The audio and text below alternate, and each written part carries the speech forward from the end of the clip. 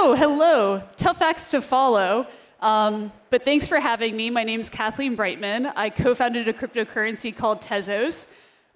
Way back in the day, early days, 2017, the Tezos Foundation conducted a fundraiser and helped launch the network in 2018. So at the time, I was paying a lot of attention to the trends that were going on, and obviously since that, I've been in the cryptocurrency industry writ large, and I want to discuss today, reflect a little bit about what I've seen in terms of progress. There were some ideas that took hold in 2017 that made a lot of sense, but the industry wasn't ready, wasn't mature enough to take hold.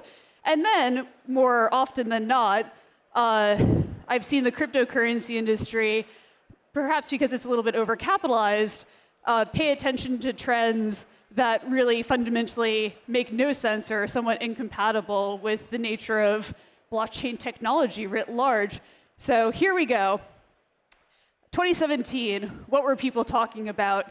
Well, unfortunately, The Economist wrote a piece called "Data is the New Oil," and this kind of infected a lot of people's minds. The idea was that somehow your information on the web, which was basically a cat that went out of the bag, could somehow be commodified and monetized effectively by using blockchain technology. How this was supposed to happen, I still don't know, but that was a big meme. Another big trend in 2017 was the notion of dApps, or basically having tokens that would represent a way to go through turnstiles on the internet and, more often than not, commodify or monetize activities that were already being done for free. Again, this didn't make terribly very much sense at the time, and as you'll see, that notion has dropped off since. Another trend that, again, is aged like milk was blockchain, not Bitcoin, or the idea that private blockchains would somehow take hold and actually be a bigger deal than public blockchains. This was driven by a variety of things, but more often than not, it was corporate use cases and people in innovation labs who are reticent to use public rails for these types of infrastructure projects. 2025, fast forward, there are a few things that are trendy. Some of them make sense, some of them don't. But overall, I think we're going in the right direction. So what I'm most excited about is real-world assets, which of course are tokenized and transparent, lower-cost ways to represent financial products. A number of announcements that have taken place at this conference intimate towards that, whether it's equities or commodities going on-chain. This is all super promising. 2025 has also been still have the meme coin hangover, I'd like to call it, which is mostly a consequence of the overly aggressive Biden administration and their attitude towards cryptocurrencies. Sort of built this problem for the whole industry. And then AI agents. So more often than not, I see cryptocurrencies or blockchains, which are fundamentally accounting software, being conflated or suggested with AI-based applications, which I don't really see much overlap from. Anyway, going on to what fundamentally makes sense, cryptocurrencies, what's the promise? Lowering the ticket prices of financial transactions in a decentralized fashion.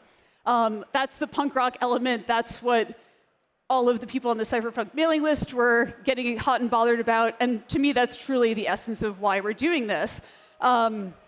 Everything else is, in my opinion, a symptom of an overcapitalized industry. So you see things like, tons of undifferentiated competitors all rushing for the same things, heavy subsidies for baseline activities, and then people fleeing once subsidies ran out.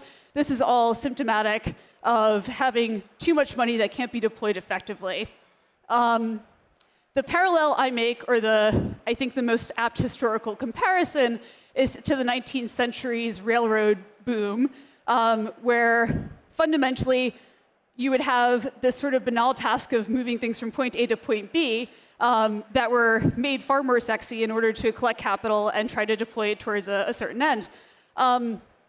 You might think that when there's an overcapitalized industry, at least some of the fundamentals will get done correctly. But by contrast, actually what you found is that even into the 20th century, railroads didn't quite cohere. So even getting from Boston to Washington, D.C. required taking off in Philadelphia because railroads were not standardized despite the amount of capital going in. I think there are parallels to that in the cryptocurrency industry today, for better or for worse. Real-world assets are exciting to me. I think their time has come. And unfortunately, or for better or for worse, Tezos is really early to this. In 2019, we had about $1 billion put on the Tezos blockchain in the form of real estate investments.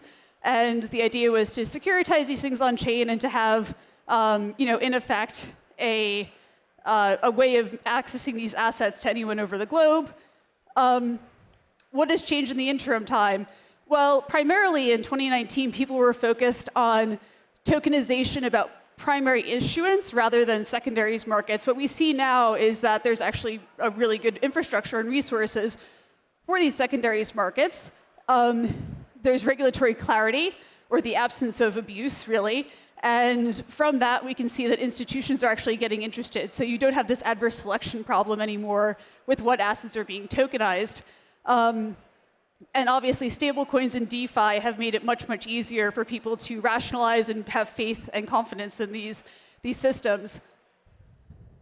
So what makes me excited? I gave this talk, the 7-year itch, which could look at it falling out of love, but I actually think it's more like checking back in and seeing what still gets you excited.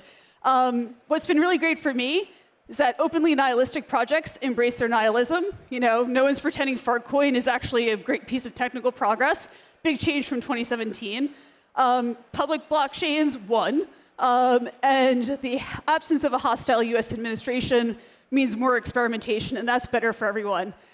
So thank you very much for making me feel so welcome, and I look forward to checking back in another 7 years.